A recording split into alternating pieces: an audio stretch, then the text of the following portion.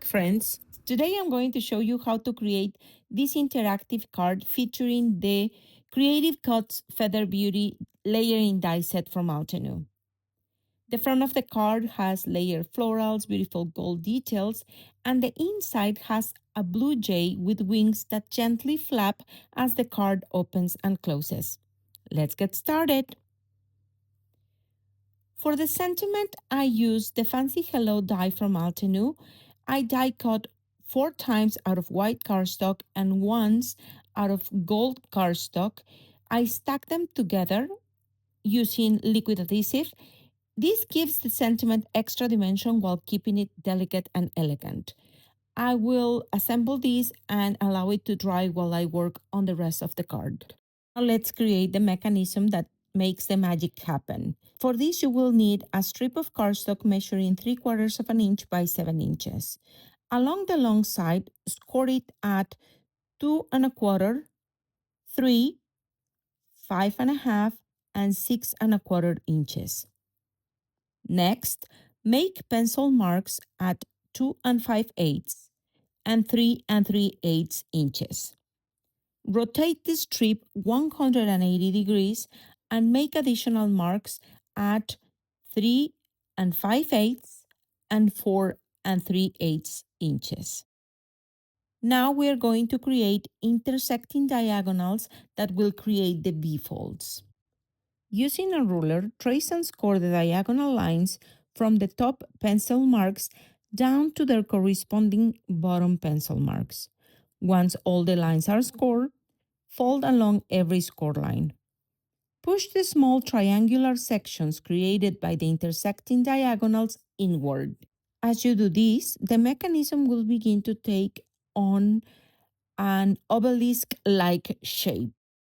With the mechanism unfolded and facing upward, apply double-sided tape to the first segment on the left and to the 2 small tabs at the opposite end. Be careful not to place adhesive over any of the folding lines. We want those areas to remain free so the mechanism can move properly. Now let's create the background for the bird. I started with a 5 1/2 by 8 1/2 inch rectangle of ink blending friendly cardstock. For the sky, I am using Blueberry Fresh Dye ink with a large blending brush. And using the Cloud Scene Building stencil from Altenew, or any sky stencil you may have, stencil the entire piece, including the mechanism's top plane or platform. I am applying the ink with soft circular motions to create a smooth, almost dreamy sky. Allow the ink to dry completely. Then score the panel down the center to create an A2 size side folding card base. While the background is drying, let's work on the blue jay. Off camera, I die cut the big lures and necklace from jet black Crafty Necessities cardstock and the remaining pieces from white cardstock. I also cut 1 extra base layer and 3 additional small feather clusters for each side.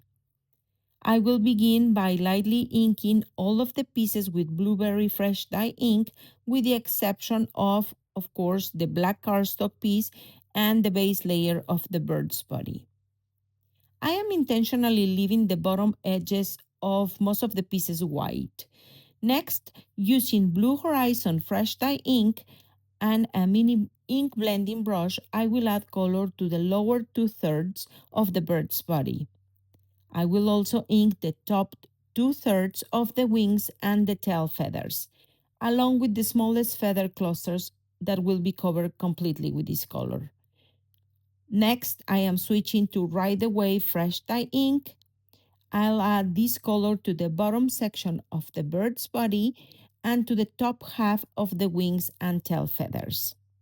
For the smaller clusters, I am adding just a touch of color along the top edge. Finally, I will bring in Navy Fresh Dye ink. I'll use this darkest shade on the crest and the body's tail feathers. I'll also ink the top third of the top layer of the wings and tail feathers, along with 2 of the smallest feather clusters. Allow all the inked pieces to dry completely before assembling the bird. Now let's assemble the bird's body. Using liquid glue, adhere one of the small feather clusters into its corresponding position according to the assembly guide. Next, adhere the darkest feather cluster below it, positioning its keyhole opening close to the center of the bird's body. Finally, attach the remaining small feather cluster underneath the first one, closer to the outer edge on the base die cut.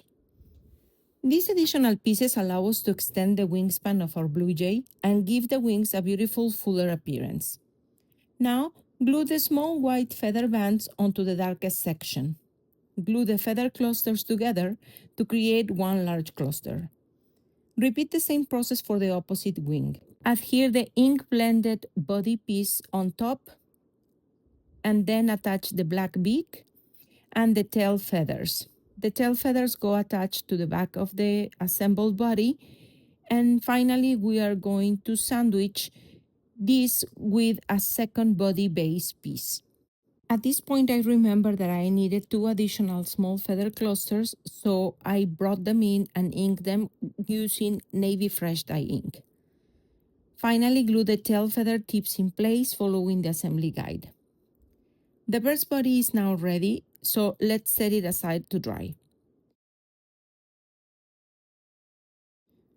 Now we will begin the assembly of the wings separately from the body. As we let all the pieces dry, let's bring in the card base and mechanism back to the work table. To attach the mechanism, place it perpendicularly to the center fold of the card, approximately 1¾ inches down from the top. Fold the last tab on the right or underneath the mechanism. Next, adhere the second to last tab to the right side of the card base, aligning its second score line with the center fold of the card. Then, adhere the last tab to the left side of the card. Fold the free segment on the left underneath the mechanism. And with the mechanism open flat, attach that free segment to the left side of the card base. This will create a box shape or floating plane. Now let's close the card, gently burnishing the mechanism so that it can find its natural closed position. At this point, the V-folds should settle into their proper placement. If they don't, gently guide them into position to help break the paper fibers. Next, we will create two small support tabs for the wings. Take two pieces of cardstock measuring 3/4 by 1½ inches. Fold each piece in half along the long side and glue them shut. Trim one corner from each tab and then attach them to the left side triangles on the mechanism.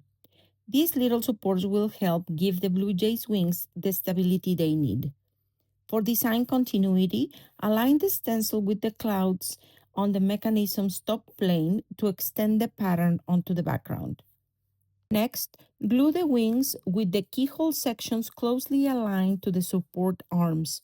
Make sure the top edge of the independent wings aligns with the top edge of the short wings on the bird's body. Before securing the bird to the mechanism, I like to test the placement using satin tape to hold it temporarily in place. Once I'm sure that no part of the bird extends outside the card base, I glue it to the mechanism's platform. I also glue the two layers of tail feathers together to create a more solid piece that won't interfere with the movement of the mechanism. Now let's test it. Open and close the card a few times to make sure the wings move freely and that nothing is catching or extending beyond the card base. Once everything is working smoothly, set the card aside while we work on the front. Off camera, I die cut two sets of flowers from maple yellow Crafty Necessities cardstock and three sets of foliage from moss Crafty Necessities cardstock. I added a bit of color using orange cream on the center of the petal cuts and honey drizzle on the centers of the flowers, as well as shadow creek on the foliage clusters. For this, I used a number 5 detail brush. On the sample card, I used buttercream for the flowers and parrot for the foliage. The front panel measures 3 3/4 by 5 inches. I used the rubber mat and plate embossing sandwich for my die cutting machine. I'll use the foliage cluster die to add texture to the top right and the bottom left corners of the panel. After running this through the die cutting machine, of course off camera, I'll place the panel inside a splatter box and add gold ink splatters. While the splatters dry, I will assemble the flowers. These flowers are really easy to put together because they are only 3 layers to them. Next, I'll attach the foliage clusters to the one to the top left and one to the bottom right corners. I will position the tip of one of its leaves toward the center to create a visual frame for the sentiment. I will use the third cluster to fill in some of the remaining white space, trimming excess where necessary. Next, I will add the flowers, making sure they complement the foliage and help balance the design. Finally, I'll attach the stacked sentiment nestled into the visual center of the design. Using double-sided adhesive tape, I will attach the finished panel to the front of the card base. And as a finishing touch, I will stamp a sentiment from the Altenew's dynamic duo Bird on Bloom using obsidian pigment ink onto white cardstock and attach it to the inside of the card. That's it, friends. I hope you have enjoyed creating this Soaring Beauty interactive card with me. Before you go, be sure to check the description box for additional details about upcoming free workshops and special offers. Thank you so much for stopping by, and until next time, happy crafting!